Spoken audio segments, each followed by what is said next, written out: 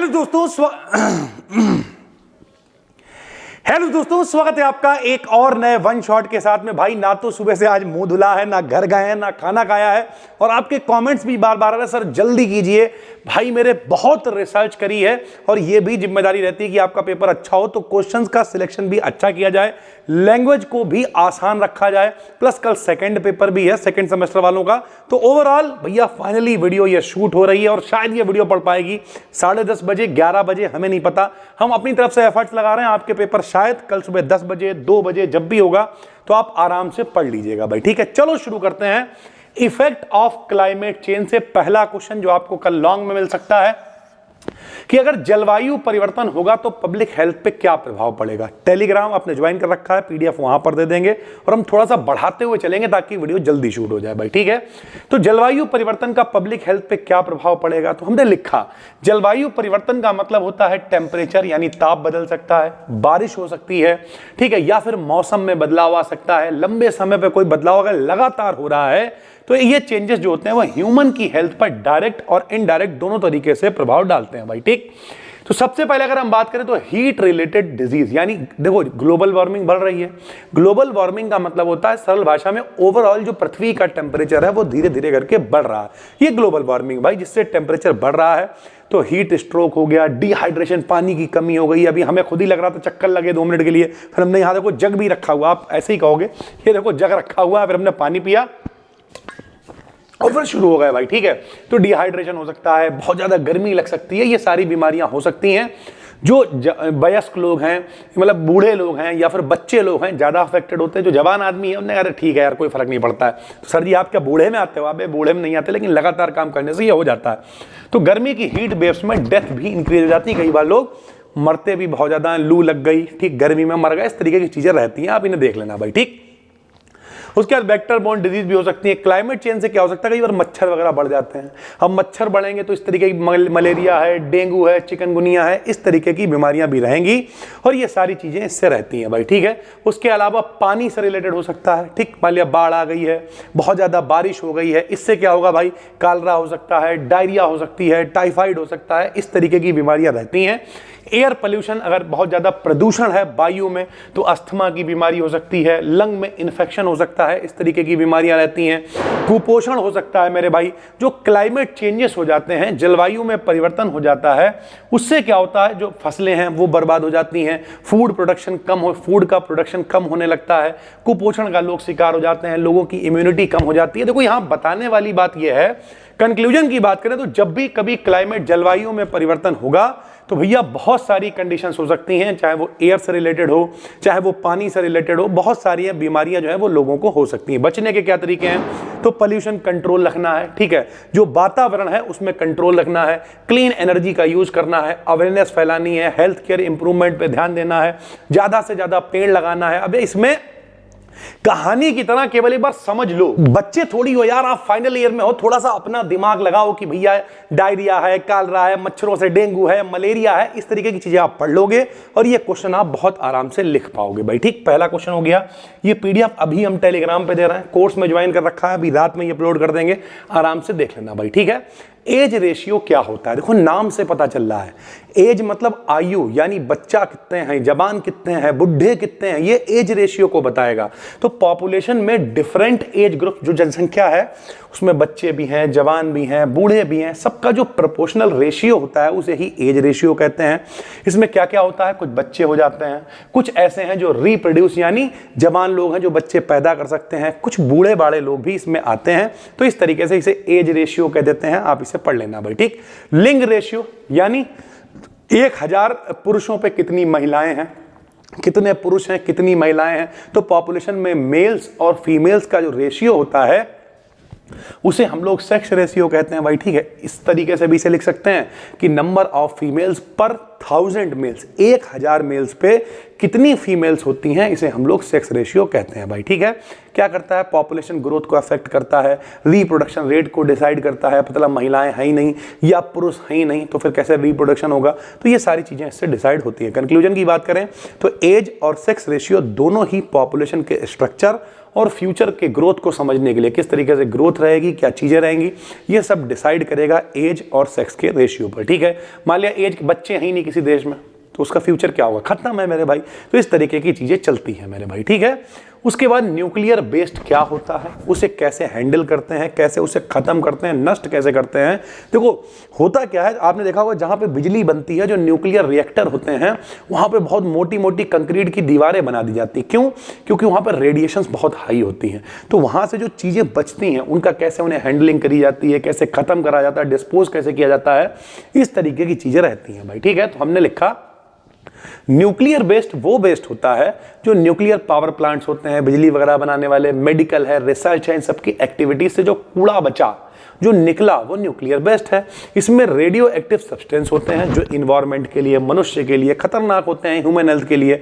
कैसे हो सकते हैं? कुछ लो लेवल के होते हैं। लो लेवल मतलब क्या, कुछ दस्ताने वस्ताने, ग्लव्स जो बचे हैं वो सब लो लेवल में आ जाएंगे। लैब मटेरियल है, ग्लव्स है, टूल्स हैं, ये सब कम रेडियो एक्टिव होते हैं भाई। ठीक है, दूसरा इंटरमीडिएट, इंटरमीडिएट मतलब बीच के लेवल के होंगे, रेजिन है, केमिकल स्लज है, मॉडरेट रेडिएशन है, थोड़ा सा एडवांस लेवल की जो चीजें हैं वो सब इंटरमीडिएट में। और हाई लेवल में क्या आ जाएगा, जो बचा हुआ, खर्च करा हुआ न्यूक्लियर फ्यूल बचा हुआ है, बहुत ज्यादा रेडियो एक्टिव और डेंजरस होता है मेरे भाई। तो इसकी हैंडलिंग कैसे करते हैं? शील्डिंग। अभी हमने आपको बताया कि लेड या कंक्रीट की बहुत मोटी मोटी दीवारें बनाई जाती हैं। ठीक, कंटेनर्स का बहुत मोटे मोटे इस्तेमाल किया जाता है, रेडिएशन से प्रोटेक्ट करती हैं, जो आपको प्रॉपर स्टोरेज करी जाती है।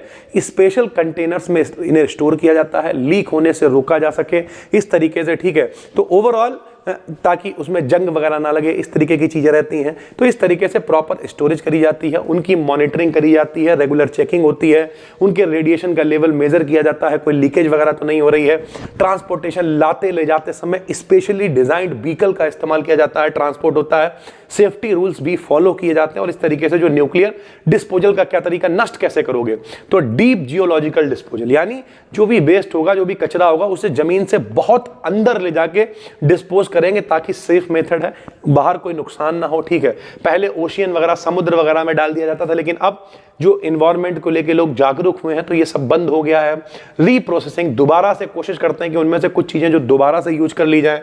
ठीक है, विट्रिफिकेशन होता है, वेस्ट को कांच के फॉर्म में कन्वर्ट कर देते हैं जिससे रेडिएशन लीक नहीं होता है और उस तरीके से वो पड़ा रहता है। इफेक्ट क्या होता है, अगर आप इम्प्रॉपर डिस्पोजल कर देते हो तो कैंसर वगैरह हो सकता है, जीन में गड़बड़ी हो सकती है, जेनेटिक म्यूटेशन हो सकता है, मिट्टी है, पानी है, सब पल्यूट हो सकते हैं, पौधे हैं और जानवरों पर खतरनाक प्रभाव पड़ सकता है। तो ये बहुत इंपॉर्टेंट क्वेश्चन है, आपको मिल सकता है कि क्या मिल सकता है भाई, ये जो न्यूक्लियस से रिलेटेड चीजें हैं, जो न्यूक्लियर बेस्ट है, जो नाभिकीय भैया बेस्ट है, कूड़ा है, उसका आप कैसे इस्तेमाल करते हो। उसके बाद ये वाला क्वेश्चन भी आपको कल मिल सकता है, लर्निंग बिहेवियर क्या होता है, कैसे सीखता है व्यक्ति। ठीक, अधिगम व्यवहार क्या होता है। तो हमने लिखा सरल भाषा में, लर्निंग बिहेवियर वो बिहेवियर है जो अनुभवों से आता है, प्रैक्टिस से आता है, लगातार डेवलप करने से आता है। ठीक है, जैसे हमने अब हम आपको बताएं, सुबह से हम यहीं बैठे हुए हैं। ठीक, अभी एक बार मेरे संग में 2-3 दिन पहले ये हुआ था, हम घर पे गए तो हमें ऐसा लगा कि कोई घुंघरू घुंघरू बज रहा है, अकेले थे घर पे, फिर हम सो गए यार। क्योंकि कई बार ऐसा होता है जब काम आप बहुत ज्यादा कर लेते हो तो दिमाग का, क्योंकि भूत भूत तो हम मानते नहीं, तो ऐसी चीजें कई बार होती है। एक बार हम रात में घर जा रहे थे 3:30 बजे, हमें लगा मेरे पीछे कोई चल रहा है, फिर हमने कहा यार दिमाग कैट गई है। तो इस तरीके से लगातार जब आप कोई चीज करते हो तो आपकी प्रैक्टिस में आ जाता है कि आपको करना है वो चीजें। ठीक, प्रैक्टिस से डेवलप होता है, ना कि जन्म से। शॉर्ट में, जब कोई एनिमल या ह्यूमन एक्सपीरियंस से कुछ नया सीखता है तो उसे सीखने के बिहेवियर को, व्यवहार को ही लर्निंग बिहेवियर कहते हैं। कैरेक्टरिस्टिक्स की बात करें तो एक्सपीरियंस पर डिपेंड करेगा, समय के साथ इंप्रूव होता जाएगा, इन्वायरमेंट का इन्फ्लुएंस होगा कि वातावरण कैसा मिल रहा है। बच्चे को अच्छा वातावरण दो, वो अच्छा सीखेगा, उसे गाली गलौज सिखाओ, वो गाली गलौज सीखेगा मेरे भाई। ठीक, उसके संग में बैठ के दारू पियो, दारू पीना सीख जाएगा।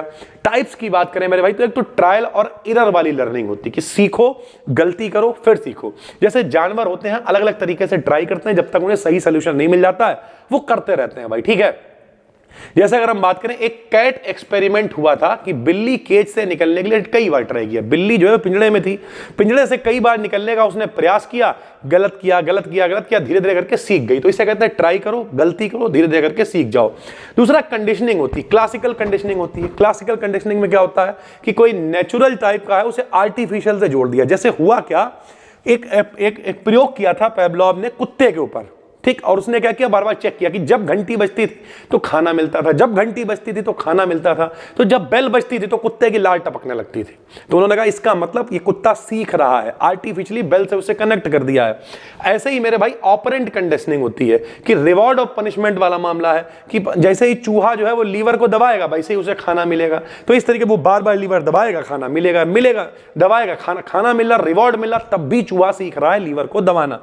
तो ये भी होता है ऑपरेंट कंडीशनिंग से होता है भाई, ठीक है। उसके अलावा इम्प्रिंटिंग होती है, छाप कैसे आती है कि जो छोटा बच्चा भी है 1-1.5 महीने का है वो कैसे सीखेगा, अपनी मम्मी से सीखा, जो उसकी मम्मी उसे सिखाएंगी वो सीखता जाएगा, इसे इम्प्रिंटिंग कहते हैं। अर्ली लाइफ में रैपिड तेज लर्निंग होती है, जो भी छोटे बच्चे होते हैं अपनी मम्मी को फॉलो करते हैं भाई, ठीक है। इनसाइट लर्निंग भी होती है, सडनली सॉल्यूशन समझ में आ जाता है, ठीक है, कि जैसे चिंपांजी ने क्या किया था, बॉक्स का यूज करके केला खा लिया। इस तरीके के कई प्रयोग रहे हैं मेरे भाई, आप आराम से पढ़ सकते हो। कंक्लूजन की बात करें तो जो लर्निंग बिहेवियर है वो जानवरों और मनुष्यों के एनवायरनमेंट के अकॉर्डिंग एडेप्ट करने पर डिपेंड करता है। मनुष्य धीरे धीरे करके सीख लेता है कि यार किस तरीके से जिंदा रहना है, किस तरीके से हमें क्या क्या अडॉप्ट करना है, और वही उसका लर्निंग बिहेवियर है। बस आपको इसमें सीखना क्या है, आप देख लेना, इनसाइड लर्निंग है, इम्प्रिंटिंग है, ये केवल हेडिंग्स को पढ़ लोगे आप तो आराम से लिख पाओगे। मृत्यु दर क्या होती, कौन कैसे मर रहा है भाई, मोर्टेलिटी मींस पॉपुलेशन में एक सर्टेन टाइम पीरियड के बाद होने वाली डेथ की संख्या, मरने की संख्या को ही मोर्टेलिटी कहते हैं मेरे भाई। जैसे मिनिमम मोर्टेलिटी क्या हो सकती है, आइडियल कंडीशन होने पर कि कब मरेगा भैया, लोएस्ट डेथ होगी, आराम से पैदा हुए, आराम से मरना है, जब तक कोई बीमारी ना हो, स्ट्रेस ना हो, आराम से मरेंगे। आजकल आदमी देख रहे हो रेडिएशन कितनी है, ठीक है, रात रात भर घिस रहे हैं चिराग बैठे हुए, स्ट्रेस बहुत ज्यादा है, ये लोन है, वो लोन है, दुनिया भर का ड्रामा है, तो आदमी को स्ट्रेस है भाई। इकोलॉजिकल की बात करें अगर हम लोग, इकोलॉजिकली लोग कैसे, तो रियल एनवायरनमेंट में जो होने वाली डेथ रेट होती है, कोई बीमारी हो गई, ठीक, या फिर कोई जलवायु में परिवर्तन हो गया, एक्सीडेंट में जाके लड़ गए, भड़ गए, मर गए, ये सब इकोलॉजिकल में आ जाएंगी भाई, ठीक है।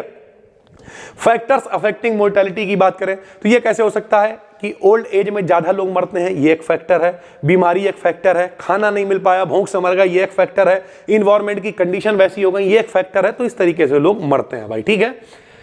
ऐसे ऑन वाइल्ड लाइफ कंजर्वेशन, ठीक, यानी जो जंगली जीव हैं उन्हें कंजर्व कैसे करोगे, उन्हें बचाओगे कैसे, ये वाला क्वेश्चन भी पेपर में बन सकता है। तो आप लोगों ने 11th क्लास में पढ़ा हुआ है कि जो जंगली जीव होते हैं, जंगली जानवर होते हैं, उन्हें हम लोग रक्षा करने के लिए क्या करते हैं, ह्यूमन एक्टिविटीज के कारण जो वाइल्ड लाइफ है बहुत डिस्टर्ब हो गई, किसी ने पेड़ काट डाले, ठीक है, तो उनका कंजर्वेशन करना जरूरी हो गया। तो कैसे करते हैं भाई, इसका इंपॉर्टेंस क्या है, तो सबसे पहले हमने लिखा इकोलॉजिकल बैलेंस, यानी जो जंगली जीव हैं वो भी हमारी इकोलॉजी का एक पार्ट है, इकोसिस्टम का एक पार्ट है।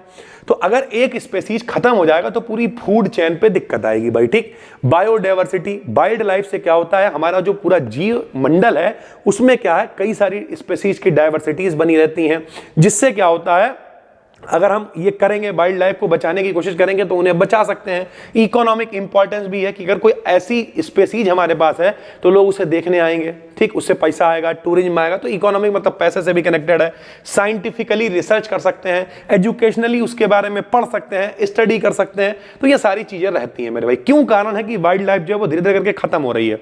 तो नंबर 1 तो डिफॉरेस्टेशन, जंगल लोग काटते चले जा रहे हैं, जानवरों के रहने की जगह नहीं रह गई है, हंटिंग हो रही है, पोचिंग हो रही है कि इल्लीगल तरीके से शिकार कर रहे हैं, ठीक, उठा के ले जा रहे हैं, पॉल्यूशन बहुत ज्यादा बढ़ रहा है, एयर पॉल्यूशन, वाटर पॉल्यूशन, इंसान खत्म हो रहा है, तो फिर आदमी को, तो जंगली जीव बेचारे कहां जाएंगे, उनके पास तो कोई ऐसी व्यवस्था भी नहीं है वो लगा लें कुछ, समझ रहे हो मेरे भाई। क्लाइमेट में चेंज हो रहा है, कैसे बचा सकते हो, तो प्रोटेक्टेड एरिया बना दिए जाते हैं, कुछ कि सेंचुरी बना दी, पार्क बना दिए, रिजर्व बना दिए, ठीक है, वहां पर जाके जो है प्रोटेक्टेड एरियाज में सुरक्षा होती रहती है। गवर्नमेंट नए नए इनिशिएटिव लेती रहती है कि कोई एक्ट लेके आ गए, कोई प्रोजेक्ट टाइगर लेके आ गए, ठीक है। उसके अलावा क्या हो सकता है, नए नए पेड़ों को लगाया जा रहा है, जंगलों को रीस्टोर करने की कोशिश करी जा रही है, लोगों को जागरूक करा जा रहा है, एजुकेशन पे, अवेयरनेस पे काम किया जा रहा है। और इस तरीके से इन सब चीजों में ऐसा कुछ नहीं है जो आप अपनी तरफ से बना बना के नहीं लिख सकते हो। फाइनल ईयर में हो, पीडीएफ को सिर्फ एक बार पढ़ो, हम आपको हड़का नहीं रहे भाई, परेशान नहीं होना है, बस क्या करना है, एक बार कायदे से पढ़ो, अपनी तरीके से बना के लिखो जाके। हम आपको सिखा रहे हैं कि भाई अगर फाइनल ईयर में भी ये नहीं सीखे कि कैसे बना के लिखा जाएगा तो आगे क्या करोगे। तो सुनो, बात को समझो और जाके लिखना भाई, ठीक है। भोपाल गैस ट्रेजेडी क्या हुआ था, तो 1984 में गैस लीक हो गई थी। आज भी लोग वहां पे समस्याएं रहती हैं मेरे भाई, फिटनेस से रिलेटेड। तो भोपाल गैस एक मेजर इंडस्ट्रियल डिजास्टर था भाई, जिसमें क्या हुआ था कि यूनियन कार्बाइड इंडिया लिमिटेड नाम का प्लांट था, जहां से मेथिल आइसोसाइनाइड गैस लीक हो गई थी। ठीक, सेफ्टी मेजर्स की कमी थी, इससे क्या हुआ, हजारों लोग तुरंत मर गए, लाखों लोग अफेक्टेड हुए, लॉन्ग टर्म में बीमारियां रही, जेनेटिक प्रॉब्लम्स रही, ये सारी चीजें नहीं है। भोपाल गैस ट्रेजेडी है, पेपर में पूछ सकता है। नेशनल पार्क क्या होते हैं, तो पार्क वो एरिया होता है जहां पे जंगली जो जानवर होते हैं, पौधे होते हैं, एनवायरनमेंट होते हैं, उन्हें प्रोटेक्ट किया जाता है। ठीक है, फीचर्स की बात करें, ह्यूमन की जो एक्टिविटीज होती हैं उन्हें बैन किया जाता है। ठीक, वहां पे जाके गदर नहीं काट सकते हो। हाई लेवल का प्रोटेक्शन होता है, गवर्नमेंट के कंट्रोल में होता है। जैसे जिम कॉर्बेट नेशनल पार्क है, तो नेशनल पार्क वो है जहां पे जंगली जानवरों को सुरक्षित रखा जाता है। वाइल्ड सेंचुरी क्या होती है, सेंचुरी वो एरिया होता है जहां पे पूरी तरीके से तो रिस्ट्रिक्टेड नहीं होता, प्रोटेक्शन होता है, लेकिन कुछ जो मूवमेंट है वो अलाउ होता है। ठीक है, प्रोटेक्शन मॉडरेट होता है, ग्रेजिंग या लोकल एक्टिविटीज अलाउड होती हैं, बाउंड्रीज जो है उतनी स्ट्रिक्ट नहीं होती हैं। ठीक, तो इस तरीके की चीजें रहती हैं, थोड़ी बहुत एक्टिविटी होती है, लोग जाते हैं, देखते हैं, घूमते हैं, ये सारी चीजें रहती हैं। टाइगर रिजर्व क्या है, ये टाइगर रिजर्व है, तो टाइगर्स के लिए ये प्रोजेक्ट है भाई। ठीक है, टाइगर्स के लिए पूरी तरीके से प्रोटेक्टेड एरिया होता है, कोर और बफर जोन होते हैं। टाइगर्स जो है उन पॉपुलेशन पर बांधने पर फोकस प्रोजेक्ट जो है वो किस तरीके से टाइगर्स की जो पॉपुलेशन है उन्हें बचाया जा सकता है, किस तरीके से, ये सब टाइगर रिजर्व प्रोजेक्ट के अंतर्गत आता है भाई। ठीक, जैसे बांदीपुर का जो टाइगर रिजर्व है वो बनाया गया है भाई। ठीक है, तो ओवरऑल बात करें तो पार्क क्या है, जहां पे जो जंगली जानवर हैं सरकार उन पे ध्यान दे रही है। सेंचुरीज भी लगभग वही है, बस वहां पे मनुष्य जा सकता है, देख सकता है, एक्टिविटीज है। टाइगर रिजर्व टाइगर प्रोजेक्ट के अंतर्गत आता है। कुछ इस तरीके की चीजें बनाई गई हैं जहां पे जो टाइगर हैं उन्हें संभाल के रखा जा रहा है, रिस्ट्रिक्टेड एरिया है, ये सारी चीजें हैं। तो आप एक बार पढ़ लोगे, आराम से लिख सकते हो। ओजोन परत हम लोग छोटे क्लास, फर्स्ट क्लास से सिखाया जाता है कि ऊपर कोई ओजोन मतलब क्या, O3 फार्मूला है कि ऊपर कोई गैस है, कोई लेयर है जो नीचे से पोल्यूशन बहुत ज्यादा, उस चक्कर में उसकी थिकनेस कम हो रही है, मतलब पतली होती जा रही है। तो ओजोन लेयर एक प्रोटेक्टिव लेयर है जो एटमॉस्फेयर को बचाती है, यूवी जो रेज आती हैं उनसे बचाती है, क्योंकि उन रेज से कैंसर वगैरह ये सब होने का खतरा रहता है। ओजोन गैस का फार्मूला क्या होता है, O3 होता है। ठीक, जो सन की हार्मफुल यूवी रेज होती है, बचपन में ये सब सिखाया जाता है, पृथ्वी की लाइफ को प्रोटेक्ट करती है। ठीक है, ओजोन लेयर पतली होती जा रही है, छेद नहीं, छेद का मतलब क्या, पतली जो थिकनेस है वो कम हो रही है क्योंकि पोल्यूशन बहुत ज्यादा है। तो ओजोन डिप्लेशन इसे हम लोग कह देते हैं। क्यों हो रही है, क्लोरोफ्लोरोकार्बन्स हैं फ्रिज में, एसी में, इन सब में इस्तेमाल किए जाते हैं, आंखों से रिलेटेड बीमारी आ रही हैं, पौधे नष्ट हो रहे हैं, जानवर नष्ट हो रहे हैं, ये सारी चीजें रहती हैं भाई। ठीक है, रेड डेटा बुक क्या है, तो रेड मतलब लाल, कुछ खतरे इंसान, ऐसी प्रजातियां जो विलुप्त हो रही हैं, गायब हो रही हैं, उनके सब नाम उठा के एक बुक में लिख दिए गए, उसे हम लोग रेड डेटा बुक, एक डॉक्यूमेंटेशन है जिसमें वो प्रजातियां जो खतरे में है, स्पेसीज ऑफ प्लांट एनिमल्स की लिस्ट पूरी एक रखी गई है भाई। ठीक है, किसने बनाई है, तो IUCN ने बनाई है। IUCN क्या है, international union for conservation of nature, nature को सिक्योर करने के लिए पूरा एक यूनियन बना रखी है IUCN, जिसने ये रेड डेटा बुक लॉन्च करी है भाई। ठीक, पर्पस क्या है, तो जो रेयर स्पेसीज हैं जो नष्ट होने वाले हैं उन्हें बचाना है, उनकी जानकारी देना है, एफर्ट्स लगाना उनके लिए, जो भी स्पेसीज हैं उनके एक्सटेंशन को रोकना है, नष्ट होने से बचाना, ये सारी चीजें रहती हैं भाई। ठीक है, फिर एक टॉपिक है बायोम। बायोम क्या है, तो बायोम एक बड़ा इकोलॉजिकल रीजन होता है जहां क्लाइमेट है, प्लांट्स हैं, एनिमल्स हैं, सिमिलर होते हैं, यानी सरल भाषा में कहें तो सेम टाइप का जो इन्वायरमेंट है प्लस पूरा जिसमें सारी चीजें हों, एनिमल्स भी हों, प्लांट्स भी हों, सबको मिला के बायोम कहते हैं भाई। ठीक है, इसमें फायदा क्या होता है, इसके गुण क्या है भाई, तो इससे क्या होता है, क्लाइमेट्स जो टेम्परेचर है, रेनफॉल, इन सबसे डिसाइड होता है। स्पेसिफिसिटी क्या होती है इसकी, तो स्पेसिफिक वेजिटेशन होता है, एनिमल्स भी उस इन्वायरमेंट के अकॉर्डिंग एडाप्टेड होते हैं, लार्ज जियोग्राफिकल एरिया कवर होता है भाई। ठीक है, बायोम्स की बात करें तो जैसे फॉरेस्ट पूरा जंगल पूरा एक एरिया है जहां पे जो जानवर हैं वो भी सेम है, पेड़ पौधे हैं वो भी सेम है। डिजर्ट वाला पूरा कोई रेगिस्तान उठा के देख लो, कोई ग्रास लैंड आप कह सकते हो जहां पे घास ही घास आपको दिखेगी, पेड़ पौधे कम होंगे, तो इस तरीके की चीजें रहती हैं भाई। ठीक है, उसके अलावा पानी कह सकते हो आप, समुद्र एक जो है वो बायोम का उदाहरण है, ट्रॉपिकल रेन फॉरेस्ट हो गया, डिजर्ट हो गया, इस तरीके की चीजें रहती हैं। ओवरऑल बात करें तो बायोम क्या है, एक ऐसा एरिया जहां पे सब कुछ सिमिलर है, जानवर भी घूम रहे हैं, ठीक है, पौधे भी लगे हुए हैं, सब कुछ है मेरे भाई। तो इस तरीके की चीजों को हम लोग बायोम बोल देते हैं भाई। ठीक है, 10% ला क्या होता है, आपने छोटे क्लास में पढ़ा हुआ है कि जैसे हम अगर आप कहें कि घास को खरगोश ने खाया, खरगोश को कुत्ता खा गया, तो घास से जितनी एनर्जी मान लिया 100 जूल एनर्जी पहुंची खरगोश में, तो इससे केवल 10 ही आगे जाएगी, यानी एक जब कोई एक स्पेसीज दूसरे को खाती है, फिर वो कोई दूसरी उसे खाती है, तो केवल 10% एनर्जी ही आगे जाती है। ये 10% लॉ है भाई, ठीक। तो 10% लॉ के अकॉर्डिंग एक ट्रॉपिक लेवल से नेक्स्ट ट्रॉपिक लेवल में सिर्फ 10% एनर्जी ही ट्रांसफर होती है। जैसे अगर हमने इसे एक्सप्लेन किया है, साथ में लिखा है कि मान लिया पौधे हैं, उनमें 1000 यूनिट एनर्जी है, उन्हें जो खाएगा उनमें 100 यूनिट एनर्जी पहुंचेगी, उन्हें जो खाएगा 10 ही यूनिट पहुंचेगी, और आखिरी में जो उन्हें खाएगा वो उनमें कितनी, केवल 1 यूनिट एनर्जी ही पहुंचेगी मेरे भाई। इस तरीके से फूड चेन में एनर्जी कम होती जाती है और धीरे धीरे करके फूड चेन जो है वो खत्म हो जाती है भाई, ठीक। बहुत लंबी फूड चेन इसलिए नहीं होती है। इंपॉर्टेंस की बात करें, लिखा भी वही है, फूड चेन की जो लेंथ है वो लिमिटेड होती है। मोटा मोटा समझ लो दिमाग में, बाकी एक बार पढ़ लो, आराम से जाके पेपर दे आओ भाई, ठीक है। IUCN क्या है अभी बता चुके हैं, international union for conservation of nature है, एक इंटरनेशनल ऑर्गेनाइजेशन है। ये ध्यान रखता है कि कौन सी प्रजाति विलुप्त हो रही है, कौन सी गायब हो रही है। 1948 में इसे स्टेब्लिश किया गया, स्विट्जरलैंड में इसका हेडक्वार्टर है। फंक्शंस इसके क्या हैं, तो जितनी भी ऐसी स्पेसीज हैं जो गायब हो रही हैं, जो दिक्कत में है, वाइल्ड लाइफ है, एनवायरमेंट प्रोटेक्शन में, इन सब में ये काम करती है भाई, सीधी सी बात है। एसिड रेन क्या होती है, तो अम्ल वर्षा। अम्ल क्या है, जिनमें हाइड्रोजन आयन होता है, फाइनल ईयर में आप हमसे ज्यादा जानते हो। नाइट्रिक एसिड है, ठीक है, सल्फ्यूरिक एसिड है, ये सब एसिड है। तो होता क्या है, ऐसी रेन जिसमें acid, sulphuric acid, nitric acid mix हो जाते हैं, जिससे रेन की पीएच वैल्यू नॉर्मल से कम हो जाती है, एसिडिक हो जाती है। क्यों ऐसा हो रहा है, क्योंकि फैक्ट्रियों में सल्फर डाइऑक्साइड निकल रही है, जो हमारे वाहन हैं उनसे नाइट्रोजन के ऑक्साइड्स निकल रहे हैं। इन सबके चक्कर में वाटर में क्या है, जो इन्वायरमेंट है उसमें पानी है, जलवाष्प है, उनसे मिलके एसिड बना लेते हैं। फर्क क्या होता है, पौधे दिक्कत कर रहे हैं, जंगल दिक्कत कर रहे हैं। सुना होगा बीच में अम्ल वर्षा के कारण जो ताजमहल है, ये जो बिल्डिंग्स हैं उनका रंग पे फर्क पड़ने लगता है, पीला पड़ने लगता है, सारी चीजें रहती हैं। बिल्डिंग्स और माउंटेन्स डैमेज हो जाते हैं, ये सारी चीजें रहती हैं भाई, ठीक। तो एसिड रेन मतलब एसिड बन के मिक्स होकर बरस जाना ही एसिड रेन है भाई, ठीक है। उसके बाद लूनार रिदम क्या होता है, तो चंद्रलय क्या है भैया, कुछ ऐसी स्पेसीज हैं जैसे मान लिया उनमें रिप्रोडक्शन भी तभी होगा, वो बच्चे भी तभी देंगे, चंद्रमा के साइकिल पर डिपेंड करते हैं भाई, ठीक। तो यही लिखा हुआ लूनार लय मतलब चंद्रलय।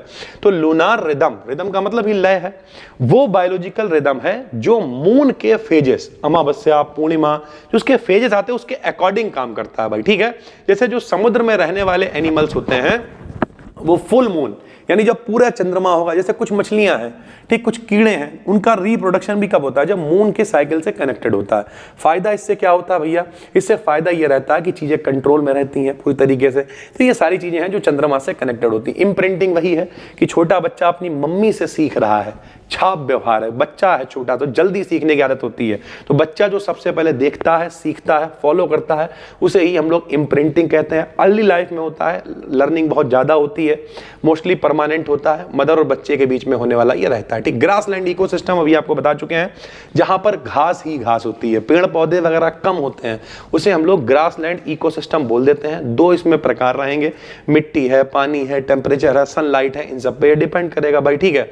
और बात करें कंज्यूमर्स इसमें कौन होंगे, तो घास खाने वाले कौन है, गाय है, हिरन है, ठीक है। या फिर बात करें इन्हें कौन खा जाएगा, तो इसमें शेर है, लोमड़ी है, ये सारी चीजें रहेंगी। हमने आपको बताया जहां पे सब नॉर्मल है, पौधे भी हैं, जानवर भी हैं, तो ये सब क्या है, सारी चीजें इकट्ठी हैं एक जगह पे, तो इसे हम लोग कह देंगे। डिकम्पोज करने वाले कौन है, बैक्टीरिया है, फंगी है, ये सब इसमें रहेंगे। तो ये आपको देख लेना है भाई, ताकि आप आसानी से समझ सको। इकोलॉजिकल पिरामिड क्या होता है, तो इकोलॉजिकल पिरामिड क्या होता है, एक ग्राफिकल रिप्रेजेंटेशन है जो इकोसिस्टम में ट्रॉपिक लेवल प्रोड्यूसर से टॉप कंज्यूमर्स तक रिलेशन दिखाता है। देखो सबको पता होता है कि पिरामिड का मतलब क्या है, जो दिखाएगा कि मतलब शाकाहारी, मांसाहारी, सर्वाहारी, ये सब आपने पढ़ रखा है ना, ये वही है। तो भैया जो पिरामिड ऑफ नंबर होता है, ये क्या करता है, ट्रॉपिक लेवल पर जो स्पेसीज होती हैं, ऑर्गेनिज्म की संख्या को बताएगा। पिरामिड ऑफ बायोमास, तो ये द्रव्यमान के आधार पर, वेट के आधार पर, वेट को दिखाएगा कि बायोमास कितना है, टोटल जो हर लेवल का बायोमास कितना है। ये एनर्जी को दिखाएगा। इसके कैरेक्टरिस्टिक्स की बात करें तो जो बेस पर कौन होंगे, प्रोड्यूसर्स होंगे। प्रोड्यूसर्स कौन है, पेड़ पौधे। पेड़ पौधों को कौन खाएगा, शाकाहारी खा लेंगे। शाकाहारी को कौन खा जाएंगे, मांसाहारी। मांसाहारी को कौन, सर्वाहारी जो है वो सब भग जाएंगे भाई, ठीक है। तो इस तरीके की चीज है। ऊपर जाते जाते एनर्जी और नंबर कम होते जाएंगे, क्यों, क्योंकि केवल 10% लॉ ही फॉलो होगा, इससे 10%, इससे 10%, इस तरीके से चीजें चलती हैं मेरे भाई, ठीक है।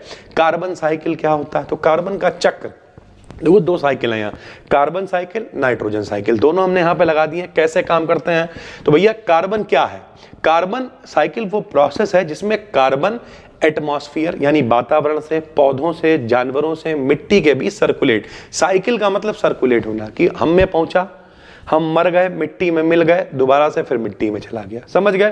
तो इस तरीके से रहता है भाई। जैसे फोटोसिंथेसिस प्रकाश संश्लेषण की क्रिया होती है, जो पौधे होते हैं वो कार्बन डाइऑक्साइड CO2 के रूप में कार्बन ले लेते हैं भाई, ठीक है। इसी तरीके से जो एनिमल्स होते हैं फिर वो पौधों को खा जाते हैं, तो उनमें भी CO2 यानी कार्बन पहुंच जाता है। उसके अलावा रेस्पिरेशन, जो पौधे होते हैं वो क्या करते हैं, पौधे और एनिमल्स CO2 वापस एटमॉस्फेयर में रिलीज, छोड़ा हमने तो CO2 बाहर निकालते हैं। तो इस तरीके से साइकिल चलता रहता है यार भाई, ठीक है। उसके अलावा अगर हम बात करें तो नाइट्रोजन साइकिल पढ़ लेना आप। नाइट्रोजन वातावरण में बहुत ज्यादा है, सबको पता है, नाइट्रोजन की प्रतिशत सबसे ज्यादा होती है। तो हम लोग करते क्या हैं, जो नाइट्रोजन है अलग, उससे पहले फिक्स करेंगे, उसे कन्वर्ट करेंगे, नाइट्रेट में बदलेंगे। नाइट्रोजन साइकिल मतलब क्या, नाइट्रोजन जो एटमॉस्फेयर में है उसे हम लोग इस्तेमाल करेंगे, इस्तेमाल करने के बाद दोबारा वापस वो एटमॉस्फेयर में ही चला जाएगा, यही नाइट्रोजन साइकिल है। जैसे सबसे पहले नाइट्रोजन फिक्सेशन कराते हैं, तो उसके लिए क्या करते हैं, जो नाइट्रोजन एटमॉस्फेयर में, वातावरण में होती है उसे अमोनिया में कन्वर्ट कर देते हैं, जिसमें बैक्टीरिया मदद करता है। फिर वो अमोनिया नाइट्रेट आयन में कन्वर्ट हो जाती है। इसी तरीके से जो प्लांट पौधे होते हैं वो उन नाइट्रेट्स को एब्जॉर्ब कर लेते हैं, उन पौधों को जंतु खा लेते हैं तो उनमें नाइट्रोजन पहुंच जाती है। और आखिरी में जब ऑर्गेनिज्म मर जाते हैं तो फिर दोबारा से वही प्रोसेस, वही अमोनिया में कन्वर्ट होता है, वही दोबारा से सारी चीजें जो हैं, जो नाइट्रेट्स होते हैं वो नाइट्रोजन गैस में वापस एटमॉस्फेयर में चले जाते हैं भाई, ठीक है। तो इस तरह ग्लोबल वार्मिंग क्या होती है ये हमने यहाँ पे लगा दिया है, ठीक है। एक दो बच्चों से भी हमने लिखवाया, बीच में कोशिश करी ज्यादा से ज्यादा, तो थोड़ी सी राइटिंग आप मैनेज कर लेना, लेकिन समझ में आ रहा है। ग्लोबल वार्मिंग क्या है कि पृथ्वी का टेम्परेचर लगभग बढ़ रहा है। कारण क्या है उसका, तो कारण यह है कि भैया ग्रीन हाउस गैसें बहुत ज़्यादा बढ़ रही हैं, CO2 है, क्लोरोफ्लोरोकार्बन है, मेथेन है, ये गैसें जो हीट होती हैं, हीट मतलब ऊष्मा को ट्रैप कर लेती हैं, तो पृथ्वी से जाने नहीं देती हैं, तो यहाँ पे गर्मी बहुत ज़्यादा हो जाएगी, ठीक है। उसके अलावा इंडस्ट्रियलाइजेशन बहुत ज़्यादा हो रहा है, इंडस्ट्रीज लग रही हैं तो उनसे अब बहुत ज़्यादा प्रदूषण निकल रहा है, ये सारी चीज़ें, वाहन बहुत ज़्यादा हो गए हैं। इफेक्ट ये हो गया है, पृथ्वी गर्म होती जा रही है, ग्लेशियर जो है वो पिघलते जा रहे हैं, जिससे समुद्र का लेवल बढ़ता चला जा रहा है, जलवायु में परिवर्तन हो रहा है। तो ये सारी कंट्रोल करना वही है भैया, ठीक, प्रदूषण को रोकना पड़ेगा, ठीक है। जो नेचुरल सोर्सेज हैं, पेड़ पौधे लगाने पड़ेंगे, ये सारी चीजें करनी पड़ेंगी, आप देख लेना भाई, ठीक। इन्वायरमेंट क्या होता है, तो इन्वायरमेंट का मतलब बचपन में पढ़ा यार, पर्यावरण, परी प्लस आवरण, हमारे चारों तरफ का जो आवरण है उसे इन्वायरमेंट कहते हैं, जिसमें क्या क्या, हवा है, पानी है, मिट्टी है, पौधे हैं, जानवर हैं, ये सब इन्वायरमेंट है। हैजार्ड्स का मतलब होता है इन्वायरमेंट को खतरा किससे है भाई, तो खतरा इन्वायरमेंट में हम भी हैं, हमें किससे खतरा है, प्रदूषण से खतरा है, ठीक, इन सब चीजों से खतरा। तो नेचुरल हैजार्ड्स हैं, भूकंप आ सकता है, बाढ़ आ सकती है, साइक्लोन आ सकता है, या फिर हम लोगों ने फैक्ट्रियां लगा रखी हैं, खेती में फर्टिलाइजेशन इस्तेमाल, जो खाद इस्तेमाल कर रहे हैं वो नुकसानदायक है, पेस्टिसाइड्स इस्तेमाल कर रहे हैं। उसके अलावा बात करें तो वाहन है, कूड़ा कचरा है, नॉइस पोल्यूशन है, रेडिएशन है, ये सब खतरनाक ही तो है मेरे भाई।